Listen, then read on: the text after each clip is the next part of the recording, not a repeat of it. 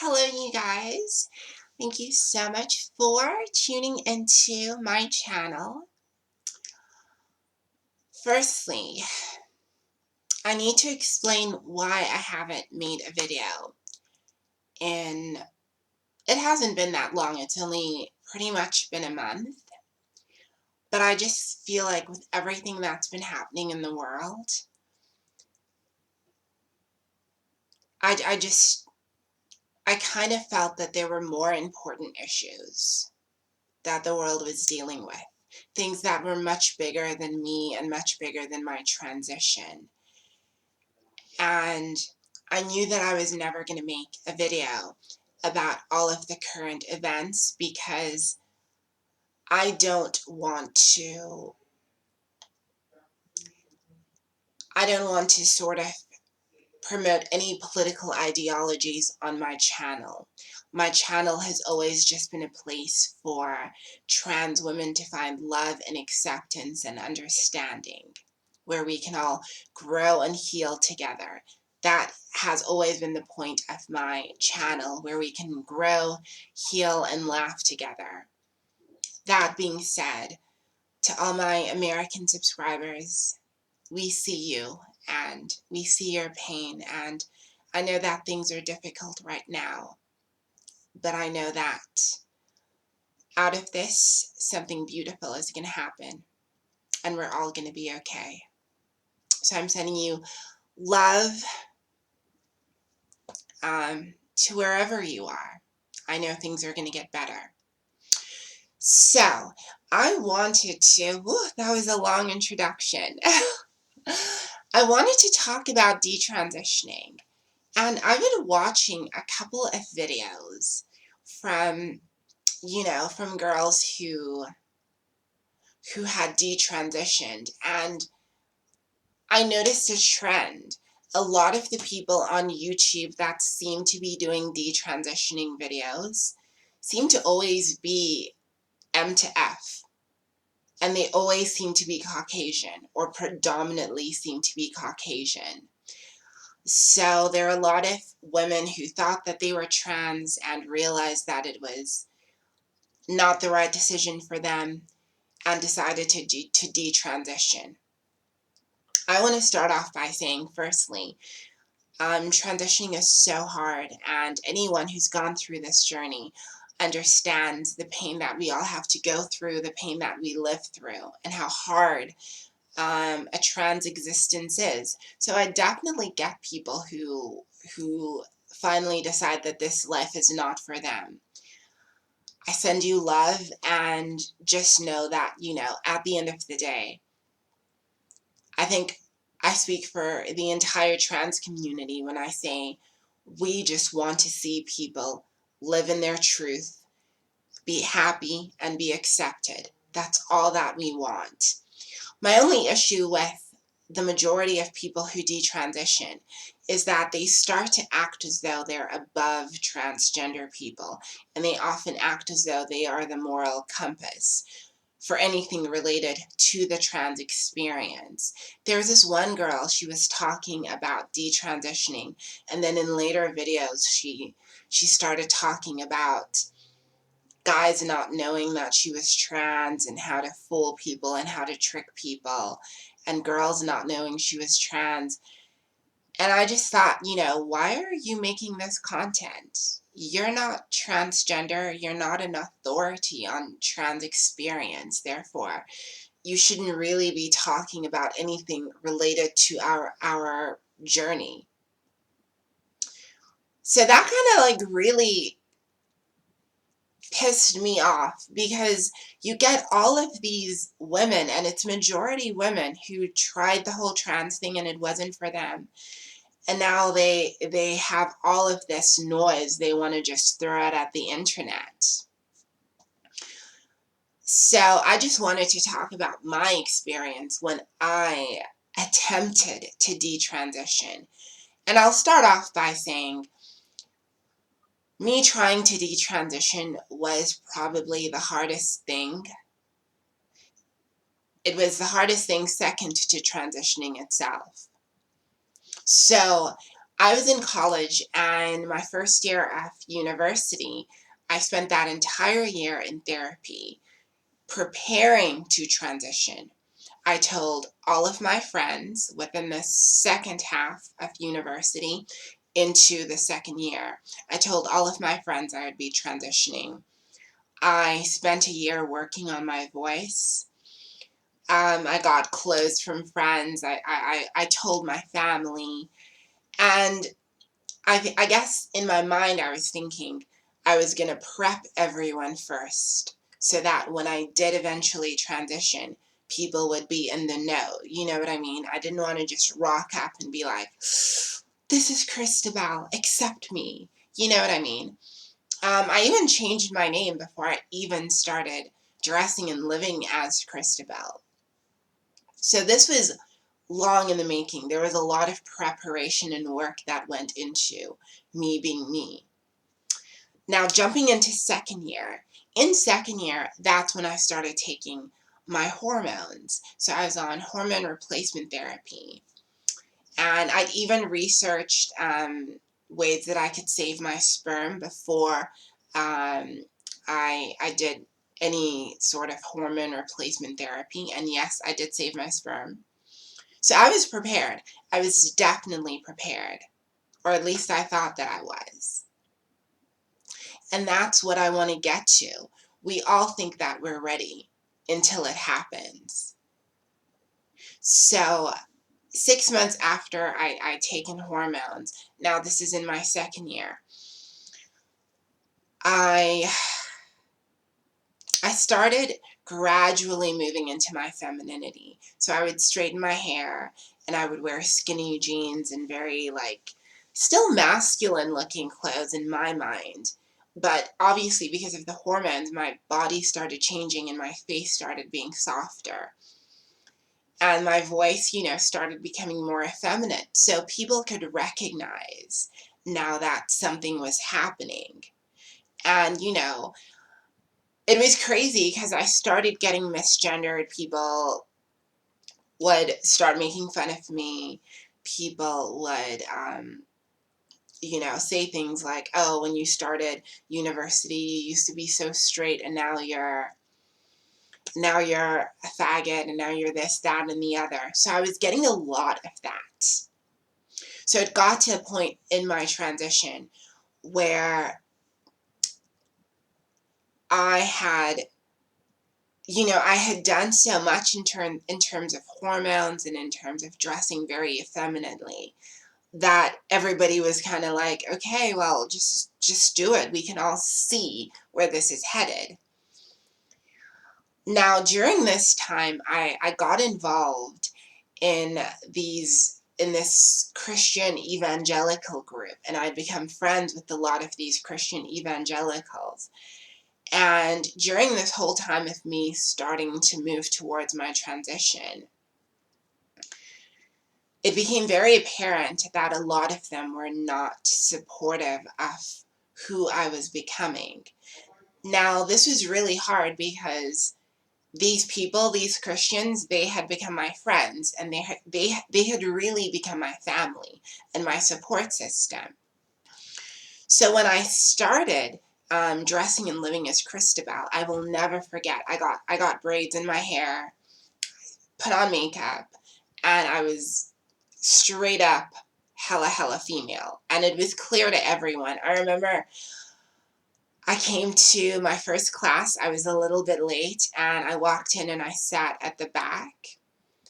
And there were a lot of people who hadn't heard that I was going to transition. So people had their own reactions. This one fucking girl, and I'll never forget her.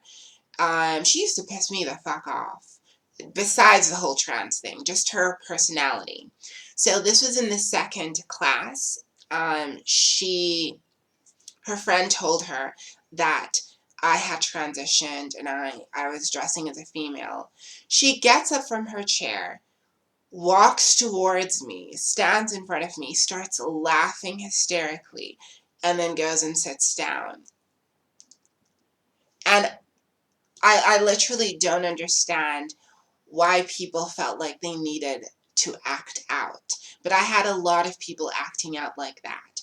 But that in and of itself wasn't enough to make me detransition. It wasn't enough.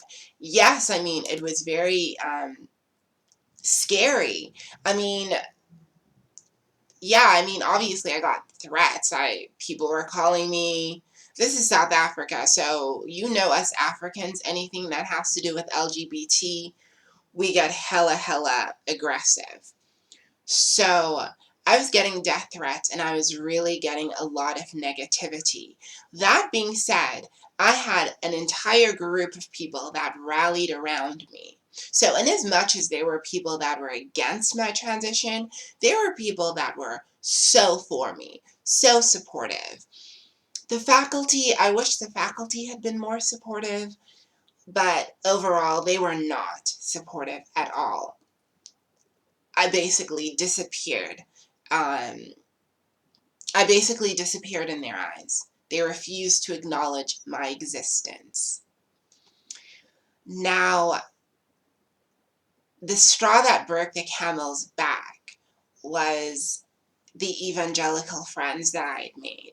Now, you need to understand that when you become a born-again Christian, when you become saved, I don't know what they're saving you from, because y'all know it's just hearts recycled. These people are never really saved. But let me not digress. So when I became born again, these people had become my support system. They were the people I was spending the most time with, the people who were supporting me financially, emotionally. Um, they were my people. This was my tribe. And none of them were supportive. Not a single one. They all spoke with one voice. I mean, the one girl who had been my friend, when she found out I was transitioning, she literally took my hand and she said to me, "Can I lead you in prayer and ask for God to kill you?" And that was their message. That was their message. That what was going on with me, my existence didn't matter. That my transition was invalid. Not only was it invalid, it was demonic, and they viewed me that way. Now, you have to understand my mindset back then. I was much younger. I was in my 20s. And I was in the frame of mind. My thinking was that, God made me this way for a reason. If I do this, I'm rejecting God. And that's what they were saying. That's what all of these people were saying. They came at me with Bible scripture after Bible scripture after Bible verse. Girl, they even fasted for me. I had a whole intervention. I'll never forget, I left college and I got a text message from my friend and I went to go see her. And she lived next door to me. So her and her sister and their housemate, they all lived next door to me. And I went over and there were like 4 people there. The one girl, she didn't talk to me. She didn't look at me. She was just kind of like, phew. When I say I did not exist to some of these people, I literally stopped existing. They would speak over me. Girl, it was a mess. But I was young. It was so crazy because some of them, my one friend, this one guy I had been friends with, Chad, I remember seeing him on campus and he was looking directly at me. So I sort of waved and I was like, "Hey, Chad." And he looked at me, his eyes just literally about to fall out of their sockets. And he just shook his head and he turned away. So that was the kind of closed-mindedness that I was dealing with. So, I'm sitting in the house now with these 4 people, and they're just throwing all these scriptures at me. Next thing, the whole church, basically all of my friends at that church, came over to the house. There must have been I want to say 15 people. Okay, that wasn't the whole church, but it was basically my friend group. at the church, my entire friend group. They all came and they had started fasting for me. They were speaking in tongues. Um, y'all don't know African people. Y'all don't know Africans when it comes to religion. Like, I'm laughing, but this stuff really traumatized me. So, my one super, super close friend, and I would call her my best friend, and she still actually is my friend. She led me to the room. She started praying for me, and she convinced me that, I need to stop this. And I was so moved by everything that she was saying. And when you're a Christian, when you're a born-again Christian, it's all about sacrificial love. Jesus was hanging on the cross, nailed to the cross, and he sacrificed himself. Your parents sacrificed their lives for you. You need to sacrifice your own happiness for Christ. You need to carry your cross. That is the message. That's the narrative, that this life is not important. Even if this life hurts, we're going to find redemption in the next life. This life isn't important. It's all about the next life. That is the message. And you can see how harmful these messages are to the queer community. So I was so moved by what this girl was saying, and I really had it in my mind that if I take this step and detransition, that God is going to fix me, and everything is going to change, and he's going to change my feelings. You know damn well that didn't happen, girl. So, I walk out and I make an announcement. I'm crying. My friend is crying. All the Christians are sort of just sitting there, in anticipation, like, this is the miracle. And I was like, I'm detransitioning. And then my male friends, they cut my hair off.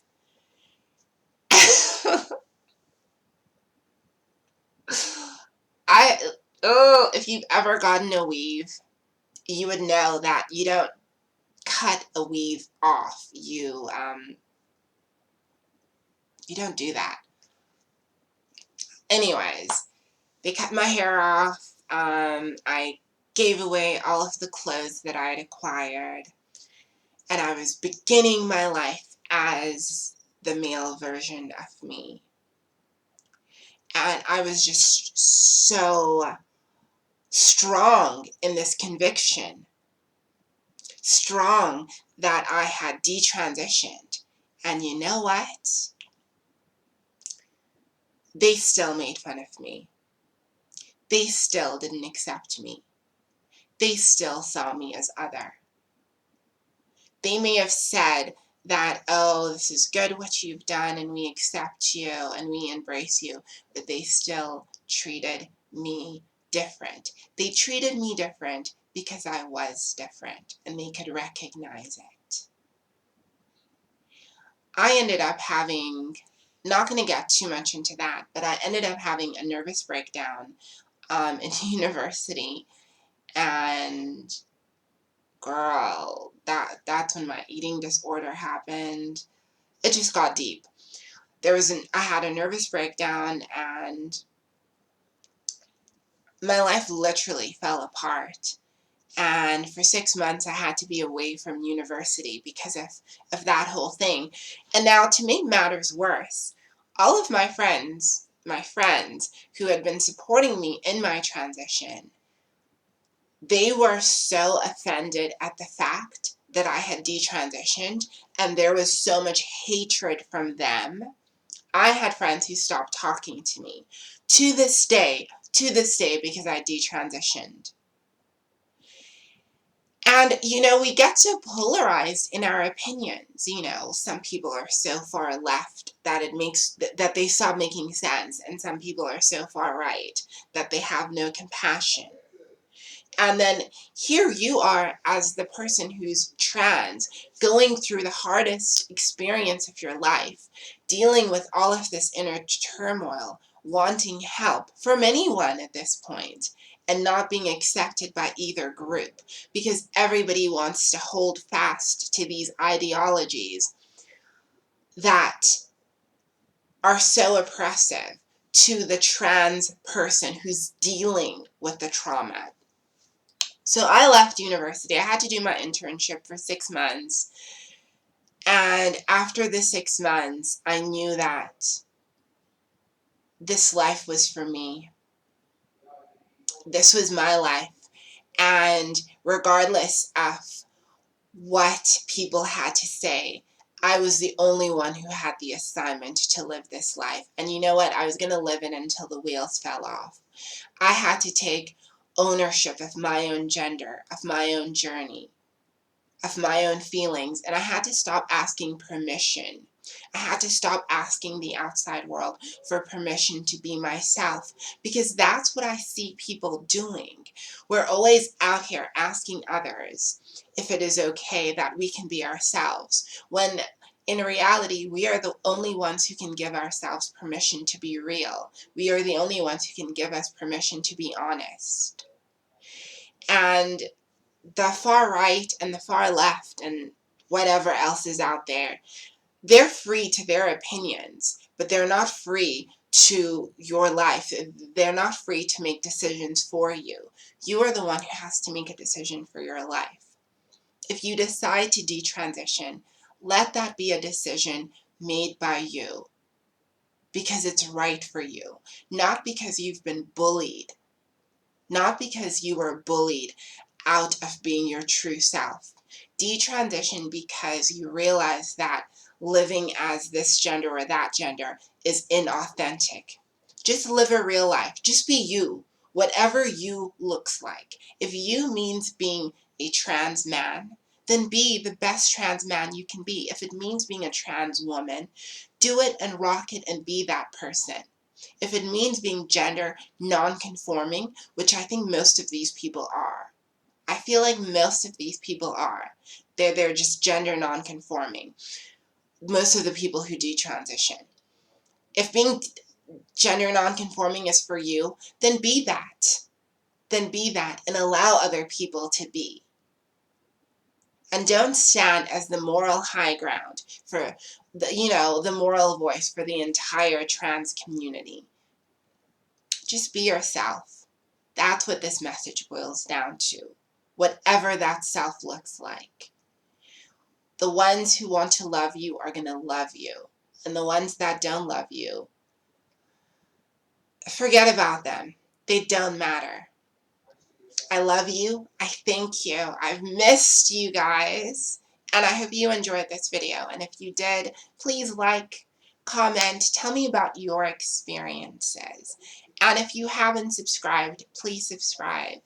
I love you so much. And to all those people who recently subscribed, thank you so much.